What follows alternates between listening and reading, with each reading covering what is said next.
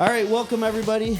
This is episode 5 of the Smash Show, and we're super excited to have Matt Baffo from First State Bank with us. And when called Matt to see if he'd be willing to jump on here with us, it was like old times. We way before podcasts were, I don't want to say popular, they were just kind of getting started. I didn't even know what a podcast was when you invited me onto it. Right. Matt's a very shy person in general. So it's yeah, he said he needed to think about it, and no.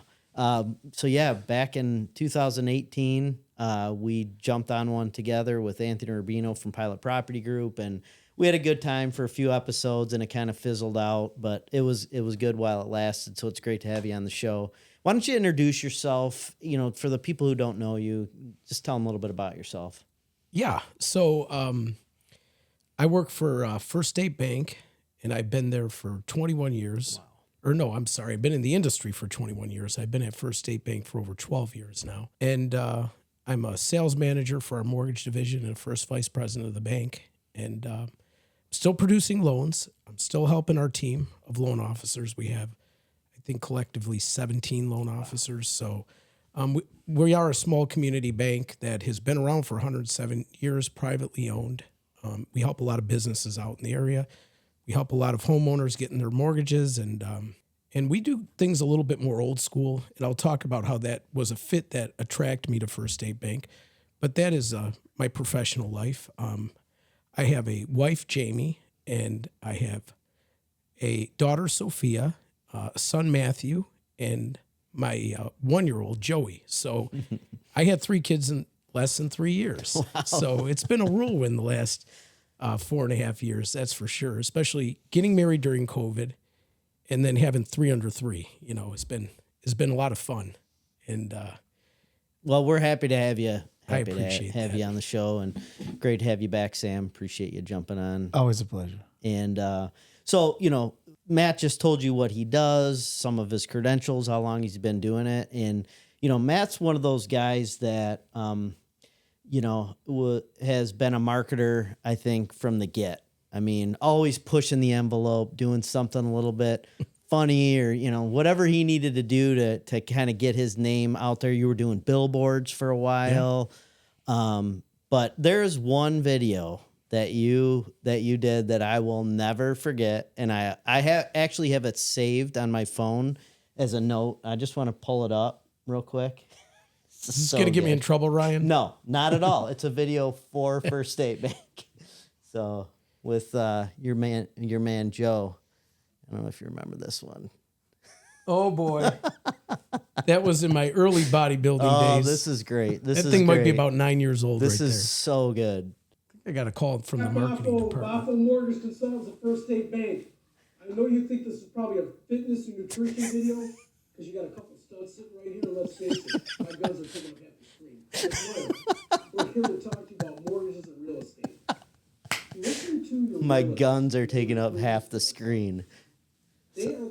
So this video is an all-time great.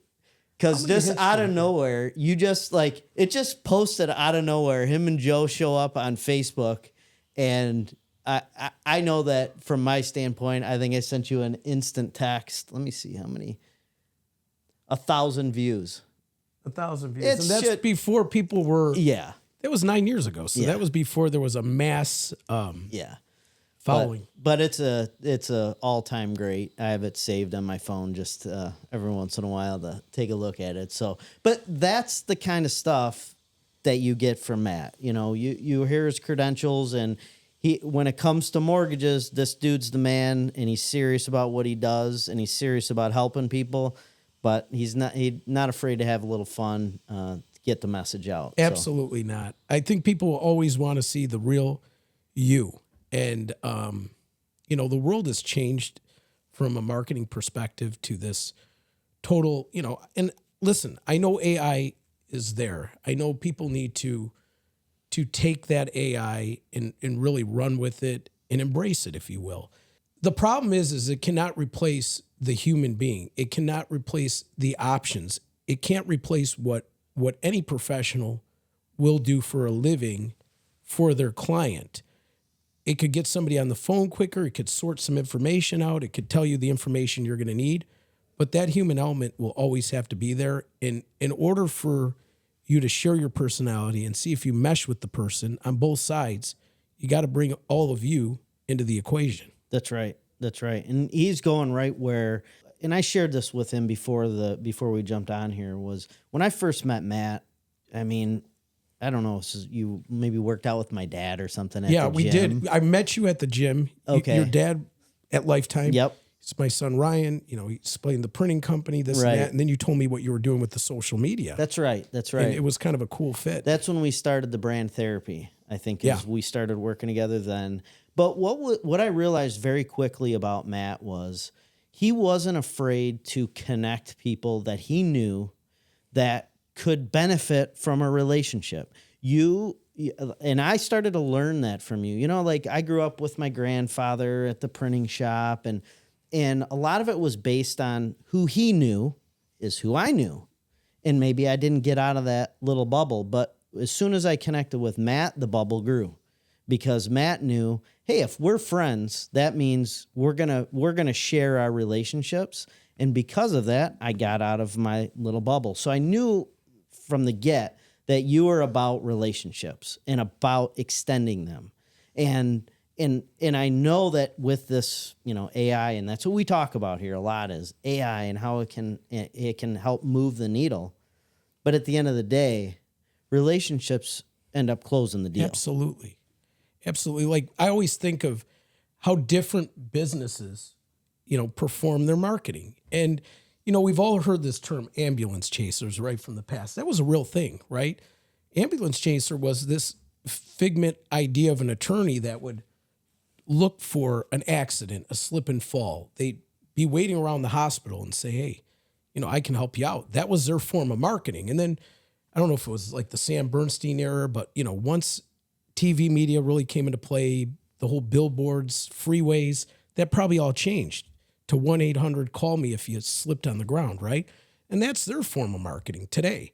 It's not relationship bound, but how do you look for an injury? You can't have enough relationships in the world Right. to funnel in that business. So that works for them, right? And I'm sure AI is going to do a lot in that world. For myself, I've always wanted to be relationship centric with this opportunity of building my brand around it so the social media could keep me top of mind. The billboard in my local neighborhood could keep me top of mind.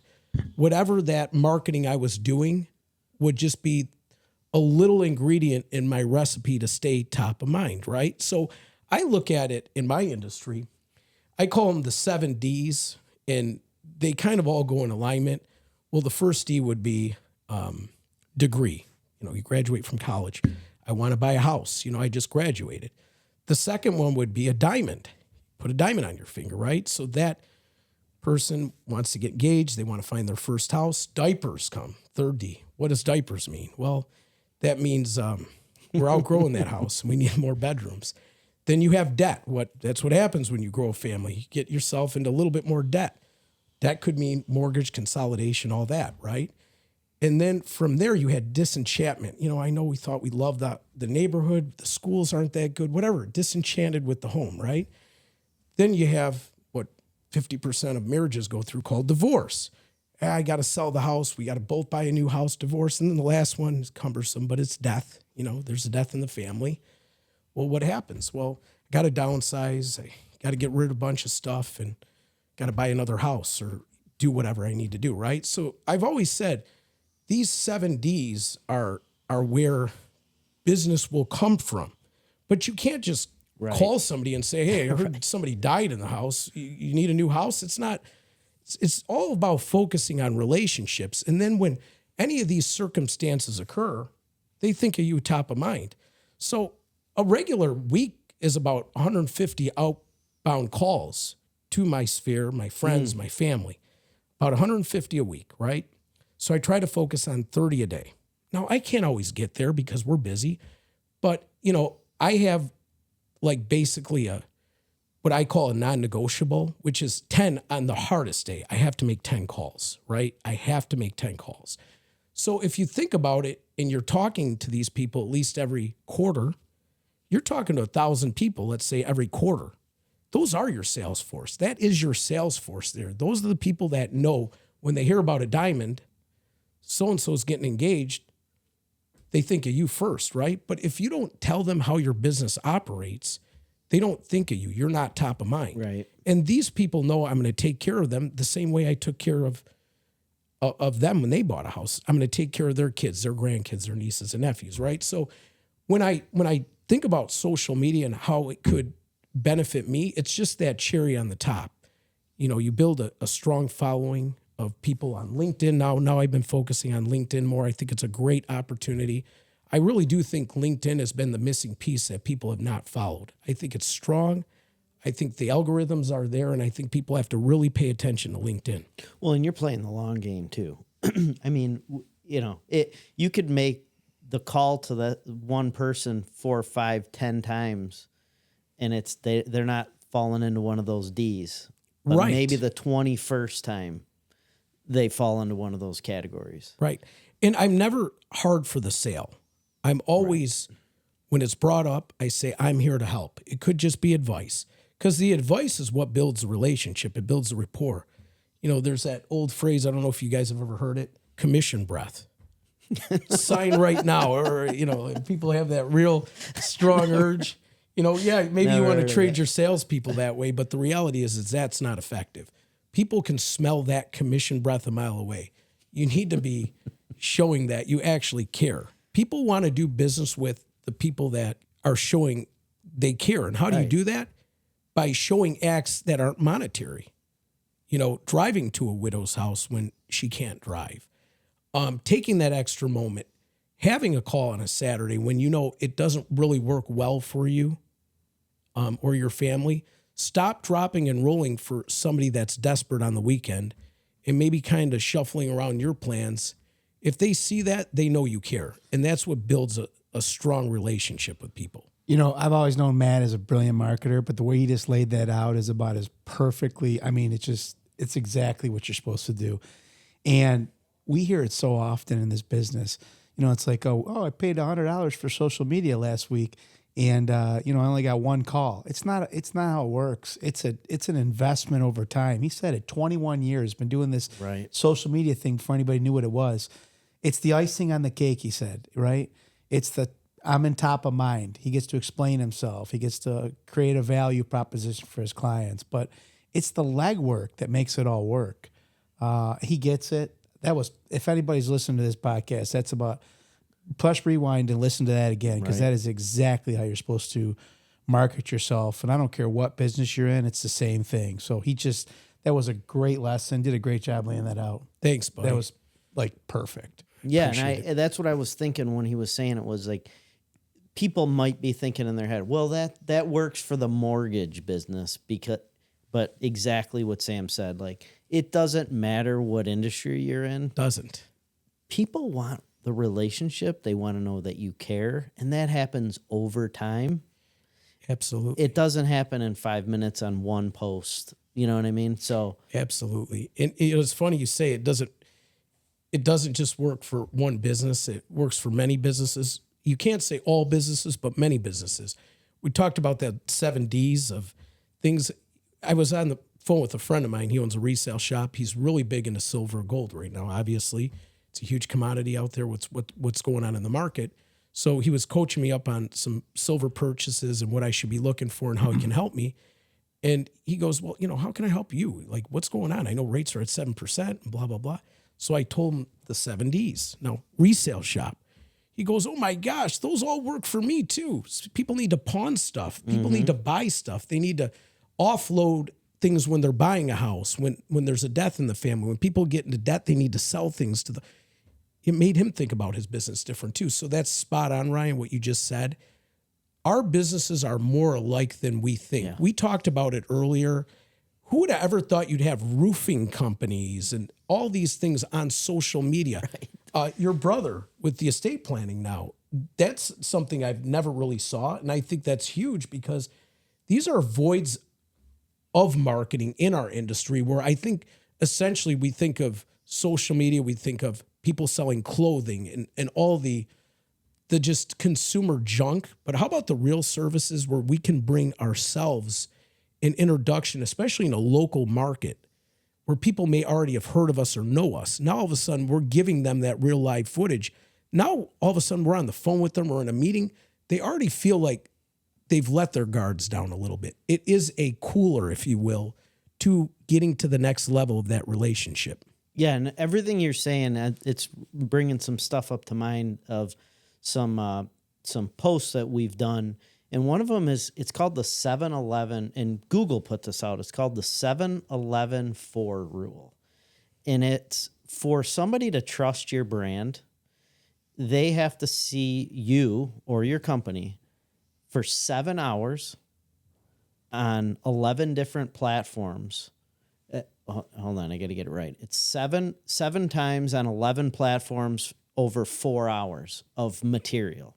That's a lot. It's a lot of posting and ads and videos for them to trust you enough to pick up the phone and call. 100%.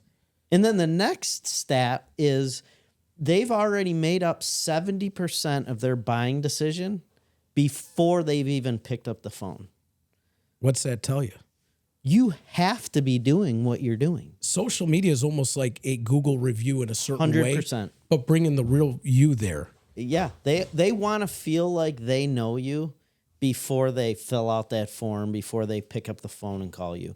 Even if you got recommended by your Aunt Joe or your Uncle Phil or your neighbor, they are going to go on and check your LinkedIn, your Facebook, your website. They want to know you. They want to. Even on a referral. So it's You're changing. Spot on. Yeah, like how many times do we hear this? I hear it a lot on LinkedIn. I get the, hey, I'm thinking about hiring this guy. I see that you're friends with him Exactly. on LinkedIn. What can you tell me, right?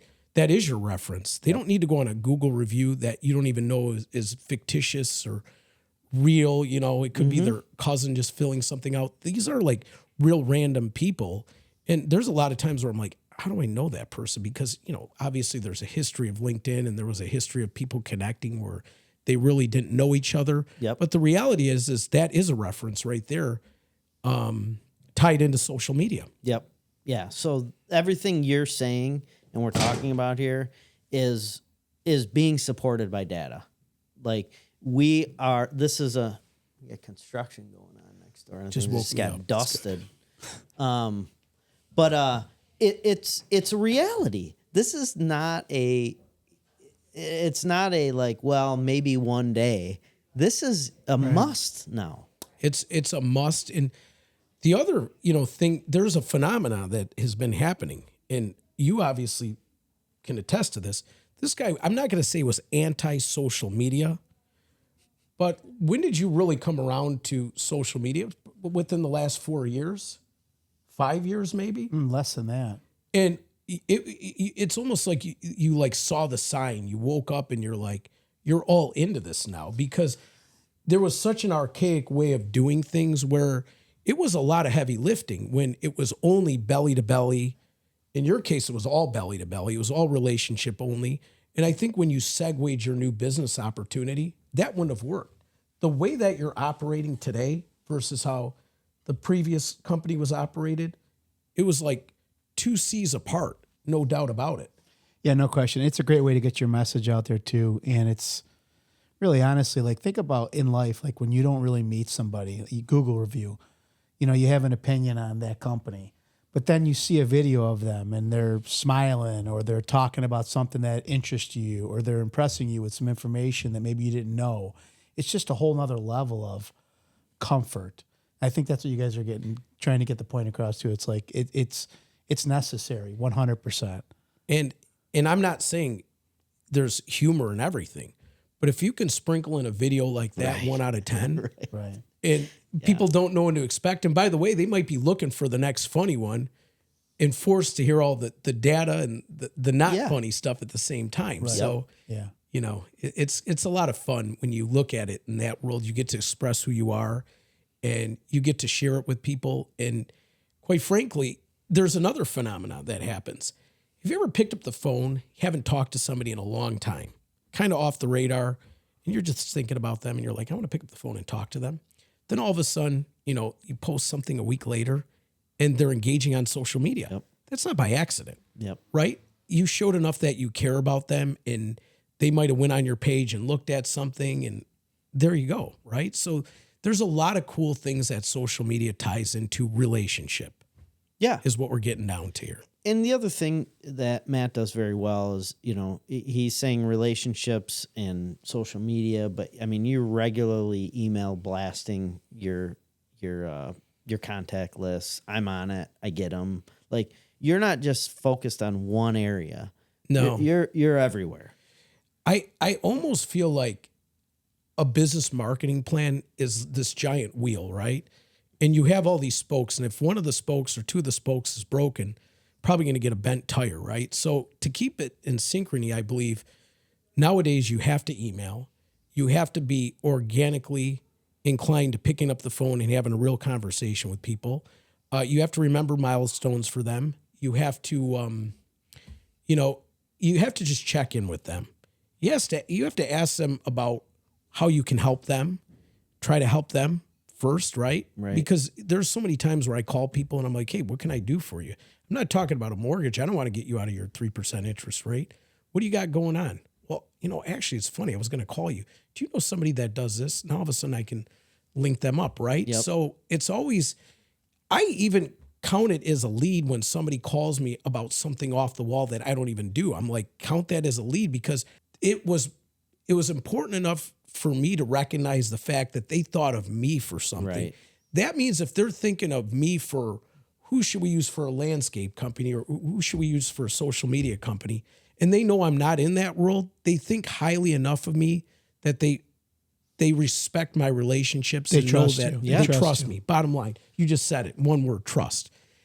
I better be following up with that person more because that person is the people we cannot forget about. Right. Right. So this is what's crazy about what you're talking about too, is it sounds like a lot of work. I mean, you're basically saying you got to do it all. You got to pick up the phone. You got to be all over social media. You got to be email blasting. You got to be keeping those relationships intact. Got to go to events. Right. Got to do it all. So, I mean, it's work. So it is work, but there's something that It's his work. I don't know. It's an investment that.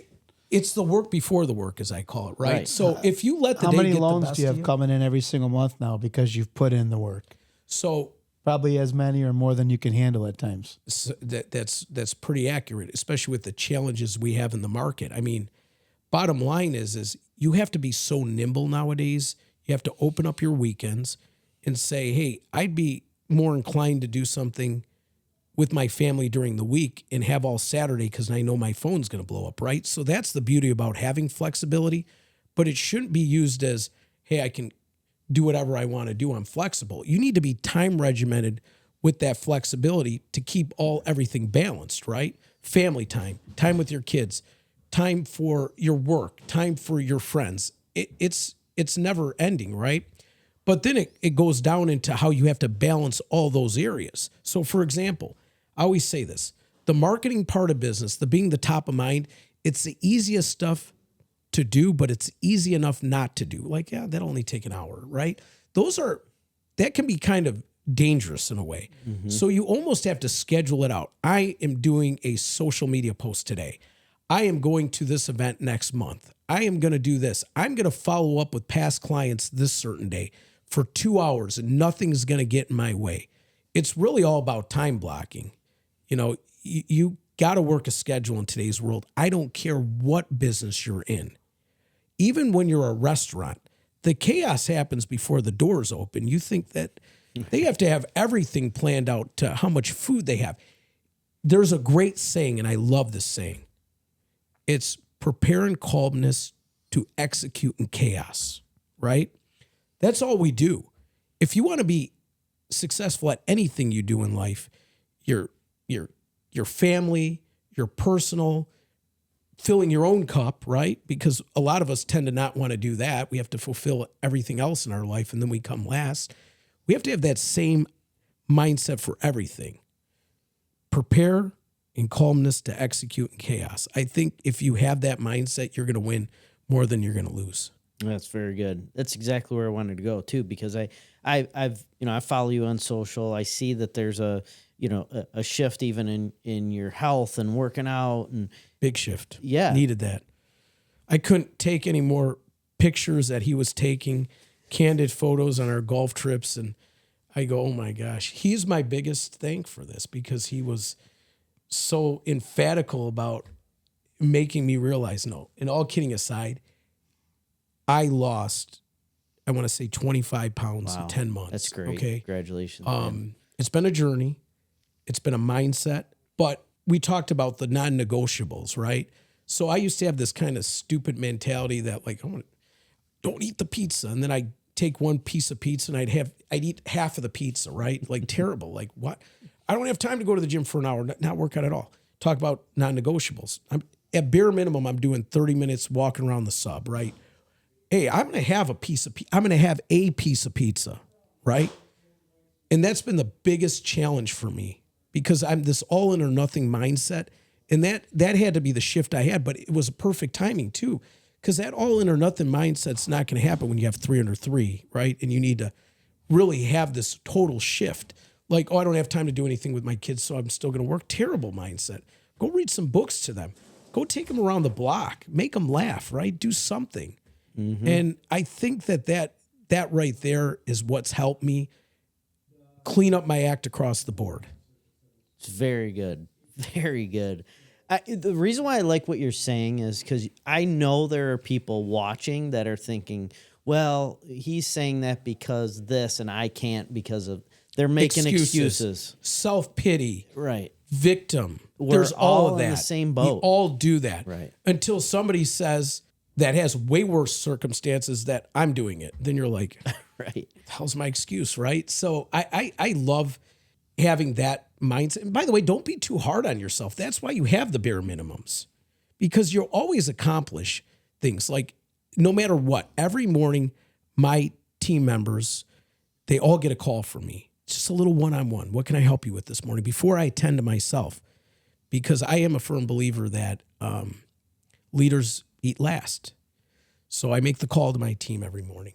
I make the call to my clients because they deserve to hear from me before I am able to tackle my own date. And then I have this feeling of accomplishment, that I did my duty. Now I have free range, right? Versus that feeling of guilt. So I think if you establish whatever your non-negotiables are, let's say you have 7 of them in mind, don't start with all 7. It's overwhelming. Start with 2 of them, and then dovetail into the next one and the next one and the next one that you want to accomplish. And I think that will definitely help you. Very good. Man, there's a lot of good nuggets in this one. It is, but it was a little inaccurate because I can tell you firsthand, I've never seen him only eat a half of pizza, but not the... That's great. Listen. It's tough when you got a good friend sitting next to you. That's great. He's going to keep me honest, right? I'm not saying every time. No, honestly though, Matt, like to keep talking on the point, like you got 3 babies at home. You got a wife. You got a lot of responsibility. Lots. You said 17 people working with you, if not more. And I have great partners. You know, my managing partners are great. They give me a little bit of leash. I got to give my credit to them. You know, like when I took my wife to Las Vegas this weekend, I didn't hear my phone ring one time and I knew things were going to get done. So that's important with business too. Well, the thing is like, how do you not do, and it's crazy. Like it takes us so long in life to figure this out, but like, how do you plan on performing peak when, you know, our health is last, right? Well, like how do we not take that time? Like that's all the energy and all the strength and all the focus we get out of that hour that we give ourselves. And we're expected to be top performers because we put ourselves in a position to work hard and to accomplish a lot. And we have people that rely on us, but we can't even rely on ourselves. So it's crazy that it took, you know, that long. But I mean, really think about it. It's almost like, how do you not do it? You have to do it. Well, there's so many things that you're not giving it your best. Yeah. I mean, one of the things I think we were blessed with is we both got married a little later. You know, like I was in my late 30s. I think you were in your mid 30s when you got married. Yeah, 32. or early 30s.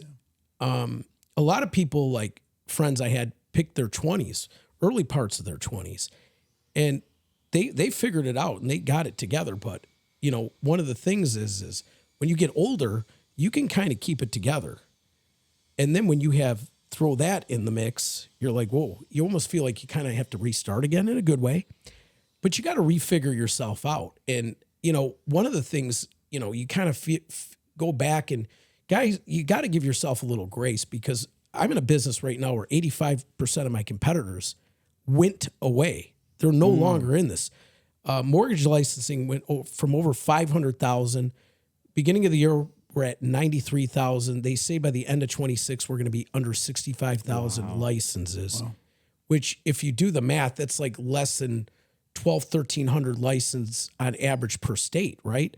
We're at about 3,000 or less right now.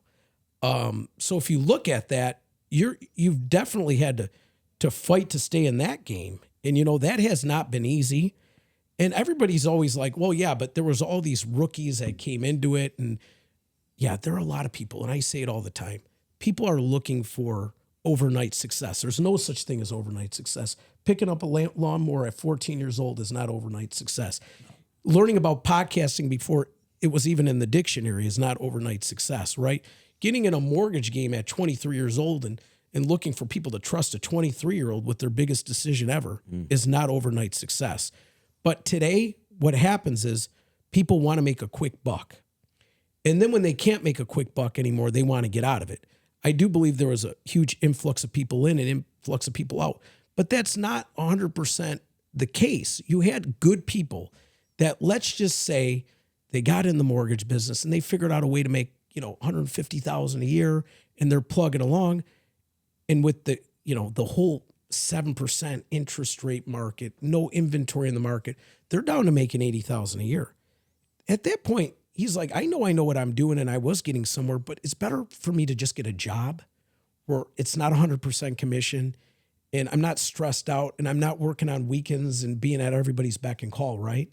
You know, there was a huge amount of those people that got out of the business. So when you think about 85%, there's some really, really unbelievable casualties I've seen in my business that I never thought would be on the brink of shutting down, getting out, you know, doing whatever they have to do. But the reality of it is I remind my team this every day. Stop with the overnight success. Put in the work today. How can you put in the work today? Focus on relationships. So when that business pops, you will be top of mind. Planting seeds, this is harvest season right now. This is not picking fruit season. That'll happen later on. Very good. Very good. Yeah, I mean, because, you know, we're all in you know, I'm at the age where, like, grew up before the phones and all that stuff. But I can see myself very quickly getting impatient just because I want everything now. I don't want to have to wait for anything. That's society. Oh, it's society today. We talk about pros and cons of social media. Right. Go on social media to market yourself and get the heck off of there. Don't get in one of those rabbit holes where you're looking at. The reality of it is it does create this instant gratification when you see some guy post that he's been doing what he's been doing for 5 years and he's got a Ferrari and you see palm trees in the back where you're like, what the hell am I doing wrong, right? You know, that a lot of that stuff is just very fake when you look into it. That guy doesn't even have the car. He's renting the car. It's called influencers. Right. I don't look at influencers as somebody that has 3,000 followers. The real influencers to me were like my friend Sam here, that he was, 7 years older than me. He had already established a business. I'm looking and watching what Sam's doing. Okay. I'm watching what this guy's doing. He's my influencer back in the day. You had the same kind of influencers, right? We didn't follow some stranger that we thought was cool. Right. We followed our friends that were succeeding, and we said, I'm gonna ditch a few that were kind of not where I want to be, and I'm gonna focus more on the people and help the people out that will help me in return. And that's where relationships will always govern over influencers. And I've said it every time. You can have, financial planners. You ever hear some of these financial planners? They have some of the most affluent people they deal with. you can't even find them on the internet. They don't exist. You know why? Because they didn't even look at social media. Now, I'm sure today they are because they're creating the icing on the cake, as we talked about. But I do believe that all we need to do is focus on what matters the most. And I think that if people aren't looking at Ryan and Sam and what they can offer, you guys are missing a real strong spoke on that wheel that we were talking about. No doubt about it. This is something that is a must today, but don't think you're going to turn the switch on and go hide and your business is going to boom because it's not the case. I can tell you that. Well, that's what we're talking about here is that it's all of those things working together. And just because of the nature of what we do, we tend to focus on the digital side of things. It's just what we do. Right.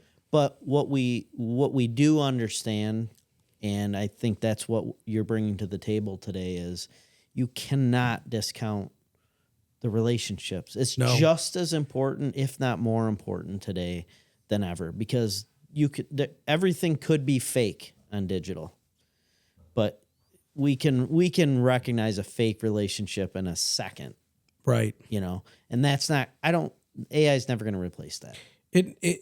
A lot of the AI is not all that good out there either, where you'll look at what you see out there and you kind of scratch your head and you're like, why would somebody even post this? I don't know why they post it. What is their take on this? You ever see something where there's like this plane that's plunging into the water and people are screaming on the beach? What is the point of that? It's just to get people to view it. So that's all. Yeah. It's the do it fast kind of stuff. Get it fast. So yeah, I mean it's just like everything else. There's garbage versions of AI stuff, but like Google just released this thing called it's called Google Flow, and it's a video generator. You guys will be blown up. Like, I had a video guy in here yesterday, and I was talking to him. He's like, dude, everything's changing. I mean, you could do a full-blown movie with this thing and never know it. Yeah, it's crazy where it's going. So, like you said, there is some junk stuff out there. There's some good stuff. But at the end of the day, when it comes to relationships, there's it's easy to make that cut and say, this is a good one. And that wins every time. Yeah, so absolutely. I am so appreciative of you coming on here and actually shifting a little bit of the mindset that we typically talk about here, because we cannot lose that. No. And I watch my kids, and I'll just talk about my son, because you looking at my son going like, we go out to a restaurant and he goes to place his order and he's not looking at the waitress in her eyes. Look at her in the eye, and it's hard for him to do it because they're not used to it.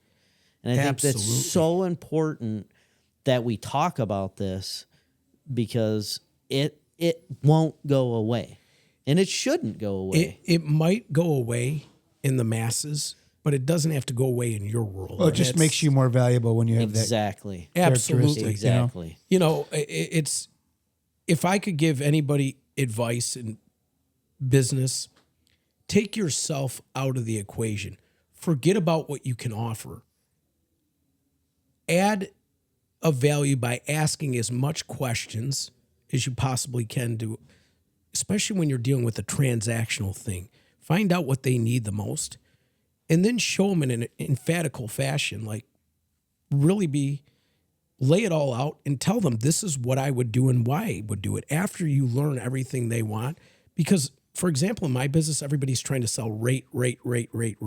I can guarantee you, if I asked you what the rate was on a $3,000 monthly payment and a $500,000 loan, you wouldn't know what. I could tell you the rate's 13%, but your payment's $500. You'd be like, oh, the rate's high, $500 payment, right? Right. People have no idea. First of all, I say, what do you want a comfort payment?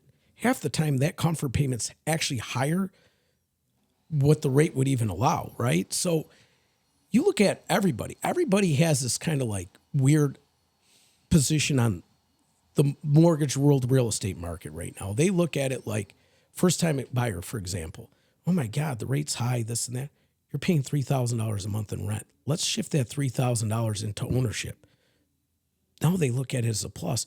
The chronic person that is always complaining is this step-up buyer that's walking away from their 2.5% rate.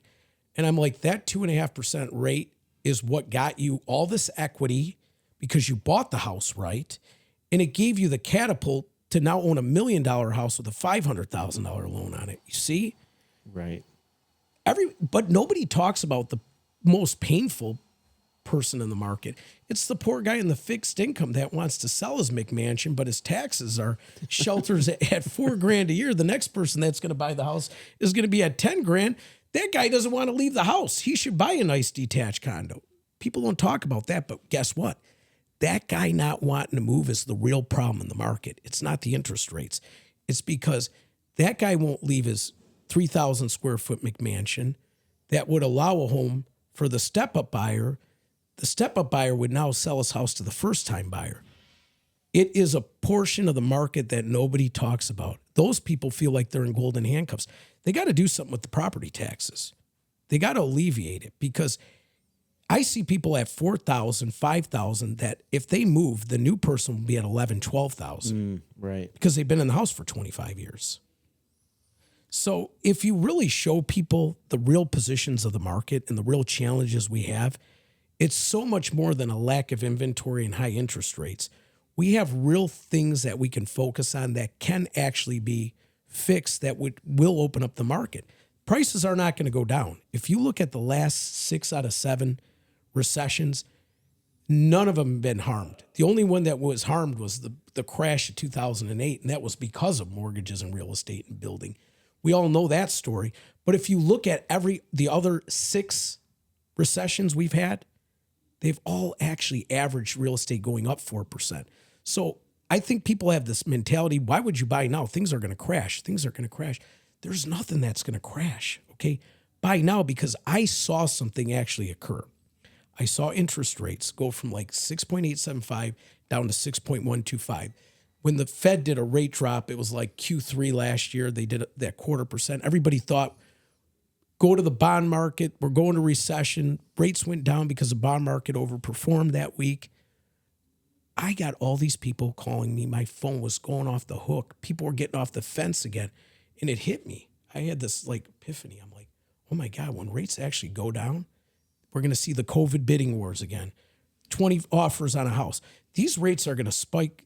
These rates going down are going to spike home values up even further. So I got news. Buy now. If you're going to be a buyer, get in today and make it a point to get in a house.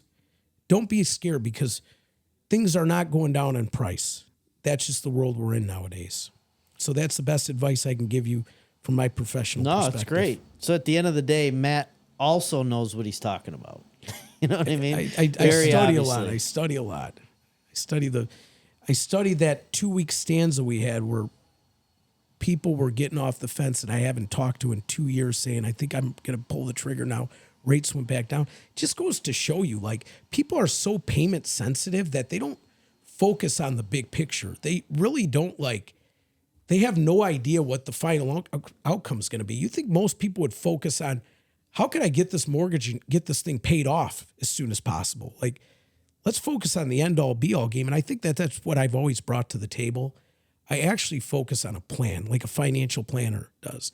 I've gotten quite a few thank you calls that, Matt, if you didn't force me into that 10-year or 15-year and show me I could afford it, I wouldn't have my house paid off. And I got my house paid off. Guy called me last week, 46 years old, has his house paid off. Nice. But once again, I use that term emphatical. I'm not going to force anybody. I'm not going to say, if you don't do this, you're nuts. I'm going to show people why that will be a positive and get them to make their own decision versus selling them an interest rate that is just something that really doesn't matter over time. Well, and I think that's the perfect ending point to all of this is that you can market well, you can have the relationships, but at the end of the day, you got to perform. You have to be good at what you do. Absolutely. And I think there's a lot of fall off there too. Good marketers maybe have some great relationships, but the deliverables, their knowledge is mediocre. So Yeah. you got to be able, you got to be good at your craft. And you know what? I have one of my guys that works with us at the bank. He's a great guy. He's been with us for like 8 years. He's hilarious on social media. And I love him. And you know what? It gets people drawn in. And that's not how he performs when putting the deal together. Right. But it's what engages with people. So you can't just be like, you have to bring in that other side of you when it's business at that point. Right, You know, right. the social media is just for fun. You know who does it great? I think Mike Morse, the law firm. I mean, he had some really great commercials he put together. And you know that's not how they operate when they're on the case, Right. obviously. Yep. So I feel like we've got so many good nuggets here for people to pick up on, whether you're younger and you're trying to figure out like what's the missing piece. And I think for many of the ones coming up under us, this idea of relationships, I think it's just natural. It's not blaming anybody, but it's natural to lose it because of the connectivity we have with our phones and social media, that, you know, how important the relationships are.